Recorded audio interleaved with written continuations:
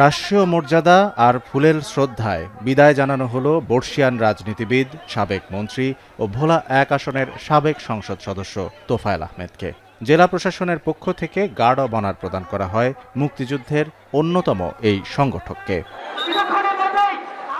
দুপুর ১টা ৩৪ তোফায়েল আহমেদের মরদেহবাহী হেলিকপ্টার ভোলার হেলিপ্যাডে অবতরণ করে। সকাল থেকেই সেখানে জড়ো হয়েছিলেন অসংখ্য মানুষ। মরদেহ নেওয়া হয় ভোলা সরকারি উচ্চ বিদ্যালয় মাঠে। সেখানে অনুষ্ঠিত হয় দ্বিতীয় জানাজা। এতে অংশ নেন রাজনৈতিক নেতা, প্রশাসনের কর্মকর্তা, মুক্তিযোদ্ধা, শিক্ষক, ব্যবসায়ী সহ সমাজের বিভিন্ন শ্রেণী পেশার মানুষ। উনি শুধু আমাদের ভোলার নেতাই না, উনি একজন জাতীয় নেতা। বাংলাদেশের ইতিহাসের সাথে বঙ্গবন্ধুর পাশাপাশি তোফায়েল আহমেদের নাম আসবে। আজকে আমরা একজন জননেতা হারিয়েছি, আমরা আমাদের অভিভাবক হারিয়েছি। রাজনীতি করতে গেলে মানুষের ভুল ত্রুটি হয়েই থাকে। মানুষ ভুল ত্রুটির ঊর্ধ্বে নয়, মানুষ ফেরেশতা নয়।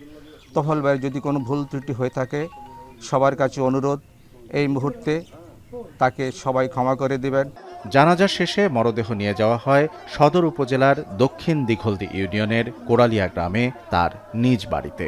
পথে বাংলা বাজার এলাকায় তোফায়েল আহমেদের প্রতিষ্ঠিত বৃদ্ধাশ্রমে কিছু সময়ের জন্য মরদেহ রাখা হয়। সেখানে অবস্থানরত শতাধিক বৃদ্ধ বৃদ্ধা অশ্রুসিক্ত নয়নে তাদের অভিভাবক তুল্য মানুষটিকে শেষ শ্রদ্ধা জানান।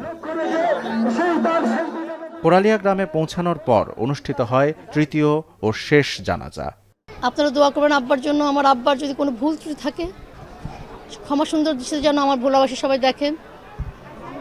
আব্বা ভোলারই সন্তান, ভোলার মানুষকে যেন আমার আব্বা কখনো কিছু ভাবে নাই। এরপর পারিবারিক কবরস্থানে মা, বাবা ও স্ত্রীর কবরের পাশে তাকে দাফন করা হয়। এখন ভোলা।